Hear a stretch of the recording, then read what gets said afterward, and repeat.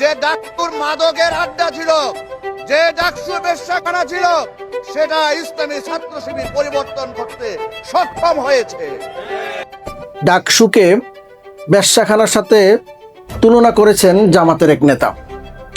গতকালকে বরগুনা জামাতের সেক্রেটারি একটি নির্বাচনী জনসমাবেশে ডাকসুর উদাহরণ দিতে গিয়ে এবং ছাত্র শিবির জয়লাভ করলে কি হতে পারে সেটা তুলনা করতে গিয়ে ডাকসুকে বেশ্যাদের সাথে তুলনা করেছেন।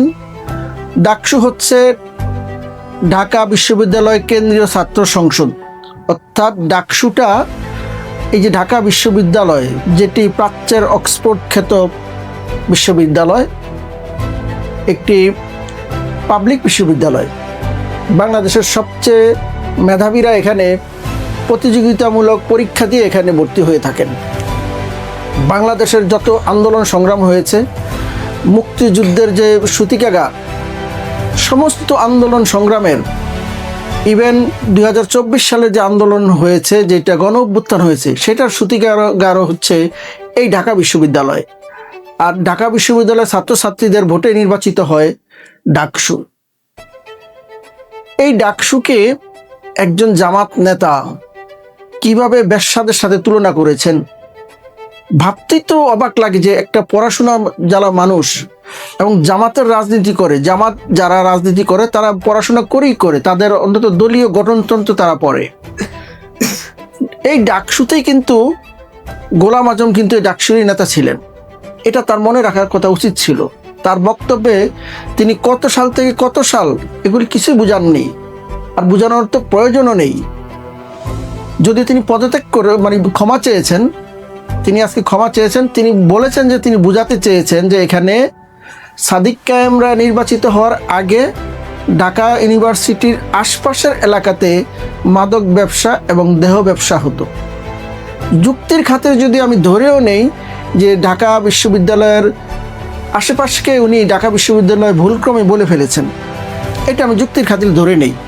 নারায়ণগঞ্জে টানবাজার বলে একটা জায়গা ছিল, সেখানে উচ্ছেদ করা হয়েছে। সেই উচ্ছেদে কি আপনি নারায়ণগঞ্জকে কি আপনি বলবেন এটা নারায়ণগঞ্জটা বেশ্যাখানা ছিল?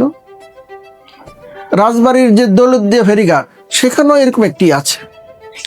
তো আপনি কি রাজবাড়িকে বলবেন যে এটা বেশ্যাখানা?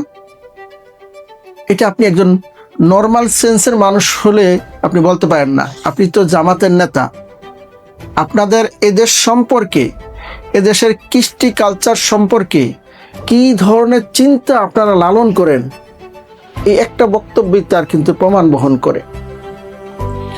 ঢাকা বিশ্ববিদ্যালয় আওয়ামী আমলে এখানে অনেক অন্যায় হয়েছে, অন্যায়ের কারণে অনেক সেখানে প্রতিবাদও হয়েছে। সেই প্রতিবাদের ফলশ্রুতিতে কিন্তু 5ই আগস্ট হয়েছে। আপনারা যদি এইভাবে বলতে থাকেন তাহলে কি মানুষকে ধরে নিতে পারে না এরকম যে যদি কোনো কারণে জামাত ইসলামী এবার নির্বাচনে তারা ক্ষমতায় আসে এবং সেইটা যদি ধরেই নিলাম যে তারা ক্ষমতায় আসলো, তাহলে কি আপনারা পরবর্তীতে বলবেন যে বাংলাদেশটা একটি বেশ্যাখানা ছিল, যেটা কিনা আপনারা পবিত্র করেছেন আপনাদের ক্ষমতায়নের মাধ্যমে? কারণ যেহেতু ঢাকা ইউনিভার্সিটি নিয়ে আপনি বলতে পারছেন কথা, তাহলে তো আপনারা বাংলাদেশ নিয়েও একই কথা বলতে পারবেন। এই যে জামাত ইসলামী সম্পর্কে এই যে মানুষের নেতিবাচক ধারণা কেন হয়, এমনি এমনি তো না। এই সমস্ত যারা নেতা আছেন, যারা জামাত করেন, তারা তো এই দেশেরই মানুষ, এই সমাজেই তারা আমাদের সাথে বসবাস করেন। আমরা কিন্তু তাদের একটা পার্টকে দেখি যারা 5 ওয়াক্ত নামাজ রোজা করেন, ধর্মকর্মের সাথে জড়িত আছেন, কিন্তু রাজনৈতিক চিন্তা চেতনায় যতটা না আওয়ামী লীগ অ্যাগ্রেসিভ, তার চাইতে বেশি অ্যাগ্রেসিভ হচ্ছে জামাত ইসলাম। তাদের কাজের সাথে কোনো কর্মের মিল নাই, যা করবে তার বলবে তার ঠিক উল্টাটা, আর যেটা বলবে সেটা তো করবে না। আমরা এই দ্বিচারিতাটা দেখেছিলাম আওয়ামী লীগের মধ্যে, কিন্তু জামাত ইসলাম তাকে চিনতে বহু কষ্ট, সেই জন্য সে তো নামাজ রোজার কথা বলে, ইহকাল পরকাল নিয়ে কথা বলে, মানুষের কল্যাণের কথা বলে, সৎ লোকের শাসনের কথা বলে, বেহেশত নিয়ে কথা বলে, পরকাল নিয়ে কথা বলে। তো সেই মানুষগুলোকে যদি কথাবার্তা, তাদের কাজকর্মগুলোতে সম্পূর্ণ বিপরীত পাওয়া যাচ্ছে। তাদের বক্তব্যের সাথে কাজের কোনো মিল নাই। তারা শরিয়া আইন সম্পর্কে তারা বলে যে আমরা শরিয়া আইন করবো না, অথচ মুসলমানদের সমস্ত কাজকর্মই তো শরিয়া আইনের মধ্যে পড়ে। নামাজ, রোজা, হজ, জাকাত, চলাফেরা, জীবন ব্যবস্থা সবই তো শরিয়া আইনের মধ্যে পড়ে।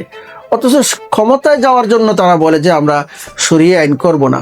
এটা যদি বিএনপি জাতীয় পার্টি তারা বলতো সেটা মানা যেত, কারণ তারা মানে লিখিতভাবে তারা ধর্মীয় দল নয়, তারা একটি গণতান্ত্রিক মধ্যপন্থী রাজনৈতিক দল। কিন্তু জামাত ইসলাম তো বারবার বলে আসছে তারা ইসলামী দল, মানে ধর্ম নিয়ে তারা রাজনীতি করে, তাদের নামের শেষও কিন্তু ইসলাম আছে। এমন একটি রাজনৈতিক দলের একজন নেতা তিনি ক্ষমা চেয়ে বিষয়টা শেষ করবেন, বিষয়টা এরকম না। তার এটার বিরুদ্ধে ঢাকা ইউনিভার্সিটিতে ছাত্রছাত্রীরা বিক্ষোভ করেছে, তার কুশপুত্তলিকা দাহ করেছে।